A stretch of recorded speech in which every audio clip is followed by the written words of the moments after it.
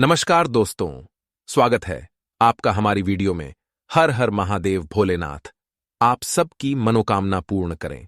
हिंदू पंचांग के आधार पर भाद्रपद महीने की पूर्णिमा तिथि से श्राद्ध पक्ष या पितृपक्ष शुरुआत होती है, जो 29 सितंबर से शुरू हो रहा है। श्राद्ध पक्ष में लोग अपने पितरों को खुश करने के लिए उनके निर्मित पूजा तर्पण और अनुष्ठान करते हैं, ताकि सभी के पितरों की आत्मा को शांति मिले और उनके कृपा उनके परिवार पर बनी रहे। श्राद्ध पक्ष 16 दिन के होते हैं, जिसकी शुरुआत 29 सितंबर से शुरू होकर 14 अक्टूबर को समाप्ति होगी। सनातन धर्म में पितृपक्ष को विशेष अहमियत दी गई है। हर साल 15 दिन ऐसे आते हैं जब मृत परिजनों की आत्मा की शांति के लिए श्राद्ध और पिंडदान किया जाता है।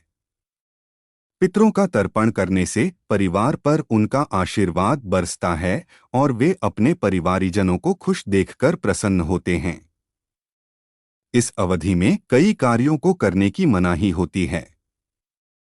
आइए जानते हैं कि इस बार पितृपक्ष कब से शुरू हो रहा है और उन दिनों में ऐसा क्या करना चाहिए कि पितर प्रसन्न होकर अपना आशीर्वाद दें।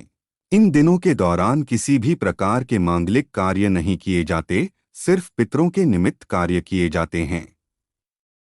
16 दिन के श्राद्ध होते हैं, सभी का अपना अलग अलग महत्व होता है। हिंदू पंचांग के अनुसार जिस तिथि को उनके पितरों का स्वर्गवास होता है, उस दिन को ही उनके लिए चुना जाता है।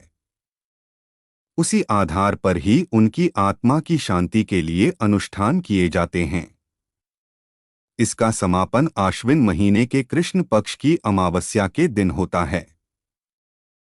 पितृपक्ष में श्राद्ध की शुरुआत 29 सितंबर दिन शुक्रवार से हो रही है, जिसका पहला श्राद्ध पूर्णिमा श्राद्ध 30 सितंबर दिन शनिवार को द्वितीया श्राद्ध है।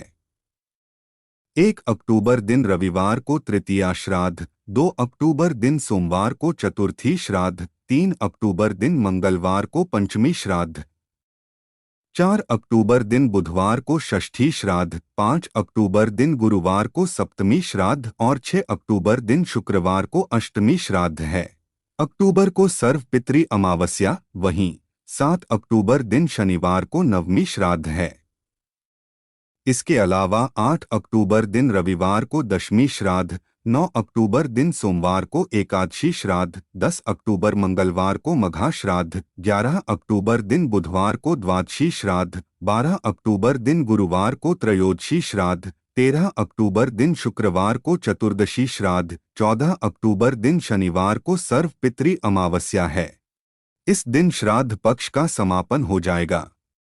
उन्होंने कहा कि अमावस्या के दिन कौवे के लिए खाना खिलाया जाता है, क्योंकि अगर किसी के पितरों के लिए कोई दिन अगर छूट जाता है तो इस दिन सभी के लिए इकट्ठा ही खाना निकालकर कौवा को खिलाया जाता है। जो भी इंसान से भूल हुई है वह सभी माफ हो जाती।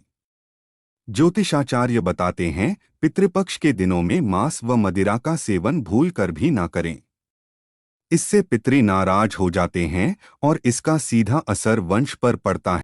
लहसुन प्याज का सेवन पितृपक्ष के दिनों में वर्जित रहता है, क्योंकि प्याज को तामसिक भोजन की श्रेणी में रखा गया है। पितृपक्ष में सात्विक भोजन करना चाहिए ताकि मन में सादगी बनी रहे। पितृपक्ष के दिनों में चना का सेवन नहीं करना चाहिए, यह अशुभ माना जाता है। चाहे वो चने का सत्तू हो या चने का दाल या चने मसूर दाल, पितृपक्ष में मसूर की दाल वर्जित रहता है। सिर्फ पका हुआ भोजन ही खाएं, वो शुभ माना जाता है। वहीं मसूर की दाल, चने की दाल, यह सब अशुभ मानी जाती है। धार्मिक मान्यता के अनुसार पितृपक्ष में किसी भी तरह का मांगलिक कार्य नहीं करनी चाहिए। शादी, मुंडन, सगाई और गृह प्रवेश जैसे मांगलिक कार्य पितृपक्ष में निषेध माने गए हैं। दरअसल पितृपक्ष के दौरान शोकाकुल का माहौल होता है, इसलिए इन दिनों कोई भी शुभ कार्य करना अशुभ माना जाता है। मान्यताओं के अनुसार पितृपक्ष के दौरान हमारे पूर्वज पक्षी के रूप में इस धरती पर आते हैं, इसलिए इन दिनों गलती से भी उन्हें सताना नहीं चाहिए। माना जाता है कि ऐसा करने से हमारे पूर्वज नाराज हो जाते हैं। पितरों की कृपा प्राप्त करने के लिए पितृपक्ष में पशु पक्षियों की सेवा करनी चाहिए। पितृपक्ष में श्राद्ध कर्म करने वाले व्यक्ति को पूरे 15 दिनों तक नियम में रहना चाहिए।